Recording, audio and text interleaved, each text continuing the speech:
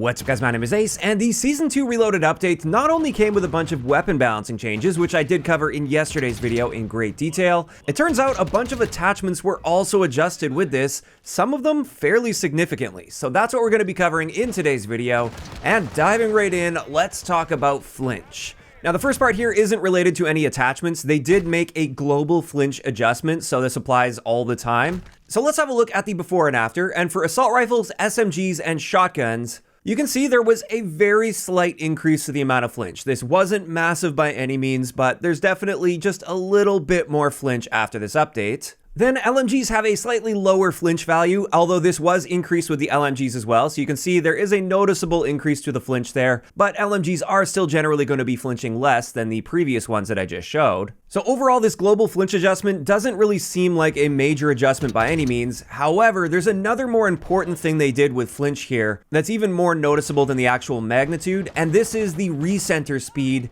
when you're flinched off target. So how fast does your sight get back down towards center after it gets flinched upwards? Well, here's a side-by-side comparison so you guys can focus on how quickly these are returning back to center after being flinched upwards. And based on my hand testing at least, it appears to take about 40% longer now to return back to center after being flinched. And that is a very noticeable change, especially when we're talking about stacking with multiple shots hitting you at once. It is going to take you longer to get back on target after this. Personally, I'm not too sure why they made this flinch adjustment. I don't think this was necessary at all, and I don't think this is going to improve the game at all. But there's the global flinch adjustment. However, they also made an adjustment to the Overpressure plus P rounds. And they basically just buffed this so you're going to be causing more flinch to enemy targets when you're using this ammo type. And it's also worth noting they completely removed the con of having a recoil penalty with this, so there's no downside to using it anymore. And as we can see here, pre-patch versus post-patch, keep in mind there's also a global flinch adjustment that was applied underneath this. We can see it's a fairly minor increase to the amount of flinch with the ARs, SMGs, and shotguns.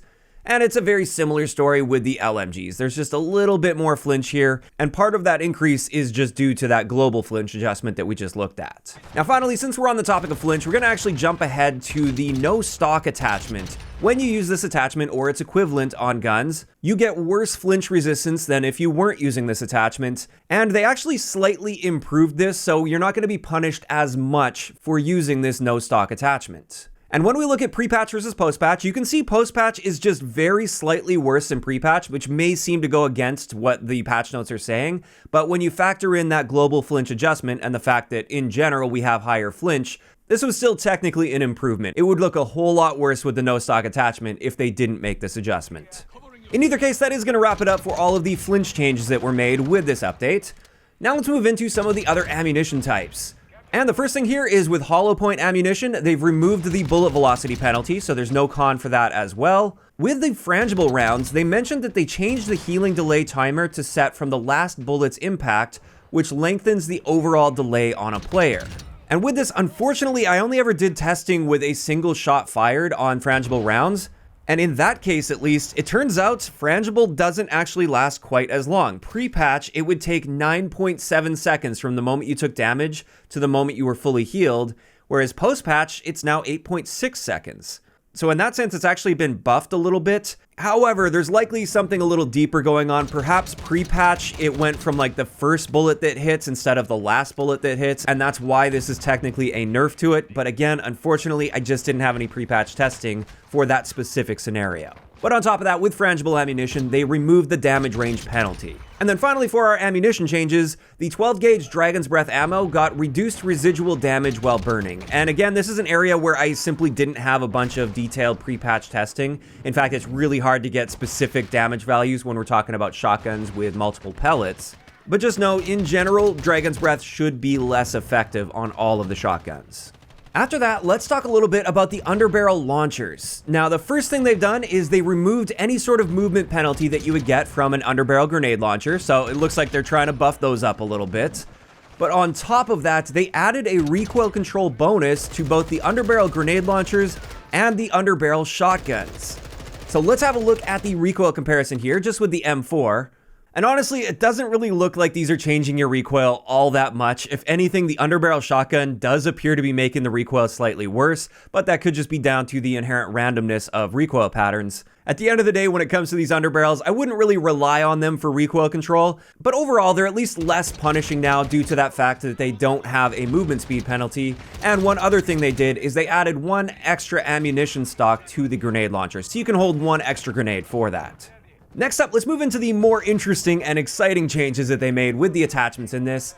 And probably the biggest change with this update is the fact that they've significantly cut down the aim down sight speed penalty that you get when using an underbarrel grip. And I did all the testing with this. Keep in mind, this is hand tested, so there's a little bit of rounding in there, but this is a massive improvement for using underbarrel grips. In most of these cases, the aim down sight speed penalty is literally cut in half. So instead of the FTAC Ripper, for instance, adding 40 milliseconds to your aim down sight time, now it's only adding 20 milliseconds, and I really like that. That's just going to allow for a little bit better handling across the board while still being able to get recoil under control with your guns. It's also worth noting with the bipod V9 grip in particular, this is the underbarrel grip that's also a bipod, that used to have an aim down sight penalty of 118 milliseconds, and that's been cut all the way down to just 25 milliseconds. So that was the biggest improvement here out of all of them by far.